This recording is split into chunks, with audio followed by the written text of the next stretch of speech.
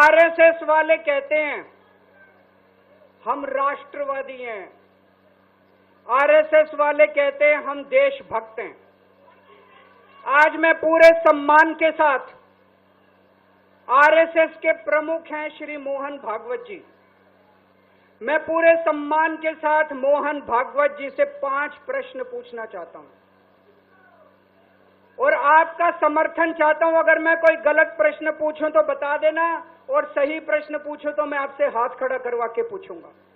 मेरा पहला प्रश्न है मोहन भागवत जी से, जिस तरह मोदी जी देश भर में लालच देके या ईडी और सीबीआई की धमकी देके डरा के दूसरी पार्टी के नेताओं को तोड़ रहे हैं, पार्टियां तोड़ रहे हैं, सरकारें गिरा रहे हैं, क्या ये देश के लिए सही है?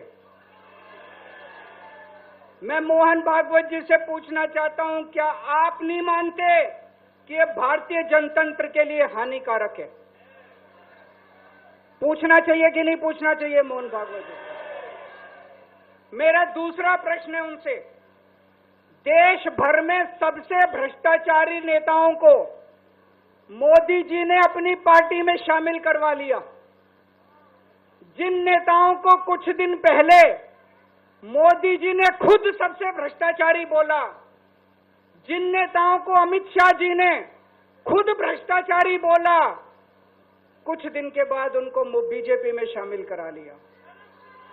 मैं मोहन भागवत जी से पूछना चाहता हूं, क्या इस प्रकार की राजनीति से आप सहमत हो? क्या आपने कभी ऐसी बीजेपी की कल्पना की थी? पूछना चाहिए कि नहीं पूछना चाहिए मोहन भागवत जी से? मेरा तीसरा प्रश्न है मोहन भागवत जी से, बीजेपी आरएसएस की कोख से पैदा हुई है कि नहीं है? कहा जाता है ये देखना आरएसएस की जिम्मेदारी है कि बीजेपी पथभ्रष्ट ना हो। मैं मोहन भागवत जी से पूछना चाहता हूं, क्या आप आज की बीजेपी के इन कदमों से सहमत हैं? क्या आपने कभी मोदी जी से ये सब ना करने के लिए बोला? मोहन भागवत जी बताएं कि क्या आपने मोदी जी को ये सब गलत हरकतें करने से रोका कभी? पूछना चाहिए नहीं पूछना चाहिए? मेरा चौथा प्रश्न है मोहन भागवत जी से, जेपी नड्डा जी ने लोकसभा चुनाव के दौरान उन्होंने कहा कि बीजेपी को अब आरएसएस की जरूरत नहीं है। आरएसएस बीजेपी की मां समान है कि नहीं है? क्या बेटा इतना बड़ा हो गया कि मां को आंखें दिखाने लग गया? क्या बेटा इतना बड़ा हो गया कि आज मां को आंखें दिखाने लग गया? जिस बेटे को पाल पोस के बड़ा किया, जिस बेटे को प्रधानमंत्री बनाया, आज वो बेटा पलट के मां को अपनी आंखें दिखा रहा है। मातृतुल्य संस्था आरएसएस, आज वो बेटा अपनी मातृतुल्य संस्था को आंखें दिखा रहा है। मैं मोहन भागवत जी से पूछना चाहता हूं, जब नड्डा जी ने ये कहा तो आपके दिल पे क्या गुजरी, आप जरा बताइए इस देश को। क्या आपको दुख नहीं हुआ? मैं आरएसएस के हर कार्यकर्ता से पूछना चाहता हूं, जब नड्डा जी ने कहा कि हमें आरएसएस की जरूरत नहीं है, क्या आरएसएस के हर कार्यकर्ता को दुख नहीं हुआ?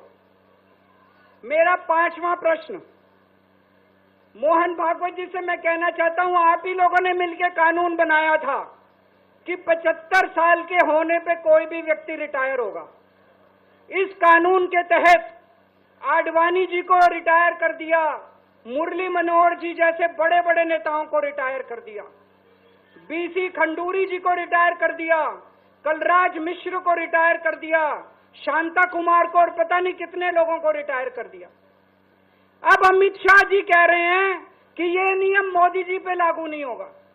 तो मैं मोहन भागवत जी से पूछना चाहता हूं, क्या आप इससे सहमत हो कि जो नियम आडवाणी जी पे लागू हुआ वो मोदी जी पे लागू नहीं होना चाहिए? देखिए, मैं सिर्फ इतना कह सकता हूं कि अरविंद जी ने जो सवाल पूछे हैं ना, संघ को मैं समझता हूं हम लोगों को समझना होगा।